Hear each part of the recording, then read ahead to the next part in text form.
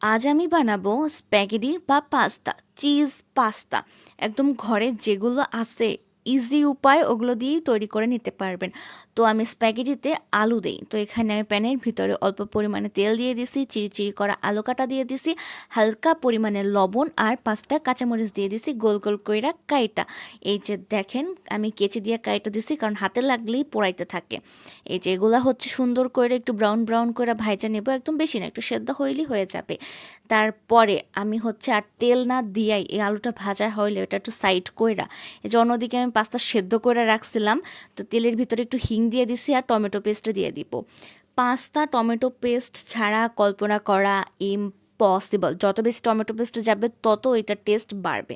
তো এখানে আমি একটু লবণ দিয়ে দিছিলাম যেহেতু পাস্তাও দিব তাই জন্য। তো এখানে আমি হচ্ছে এই টমেটোটা সুন্দর করে জ্বালায় নেব, একদম বেশি ফুটতে থাকবে। যখন জলটা টাইনা যাবে, উপরে তেল ভাসবে, তখন বুঝবো যে টমেটো পেস্টটা হয়ে গেছে ভাজা। তারপরে আপনারা চাইলে জল দিতে পারেন, যদি একটু ক্রিমি ক্রিমি চান তাহলে আমি একটু একটু জল দিয়ে দিচ্ছি। জল দেওয়ার পরে এখানে আমি আমার সেদ্ধ করা পাস্তাগুলো দিয়ে দিব। দেওয়ার পরে সুন্দর করে আলু আর টমেটো পেস্ট যেটা আছে সুন্দর করে একদম সবটা একদম মিক্স করে নিব। মিক্স করার পরে এখানে দেখেন কত সুন্দর একটা কালার আসছে। টমেটো যত বেশি দেওয়া যায় তত টেস্ট বাড়ে। এখানে আমি একটু টেস্টিং সল্ট দিয়ে দিচ্ছিলাম, এটা টেস্ট আরও বৃদ্ধি করে।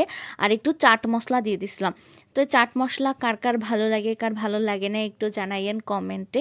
এই যে দেখেন, তারপরে যেহেতু বলছি চিজ পাস্তা, তো ওভারলোডেড চিজ না দিলে কি হয় নাকি। তো এখানে আমি অনেক পরিমাণে চিজ দিয়ে দিতেছিলাম। তারপরে যখন খাইছি আমি তখনও চিজ নিয়ে নিছি, সেটা তো আপনাদের দেখাইছি। তো এই যে দেখেন, চিজ দেওয়ার পরে এটা হচ্ছে সুন্দর কইরা এপিট ওপিট করে নাড়ায় নিতে হবে। দেখেন, আপনারা দেখবেন শুধু কেমন ক্রিমি ক্রিমি একটা ভাব আসে, দেখছেন কত সুন্দর লাগতেছে। আর খাইতে তো দুর্দান্ত হয়েছে। এই যে দেখেন কত লোভনীয় লাগতেছে। তো এই রেসিপিটা আপনাদের কেমন লাগছে অবশ্যই কমেন্টে জানাবেন। Thank you so much for watching.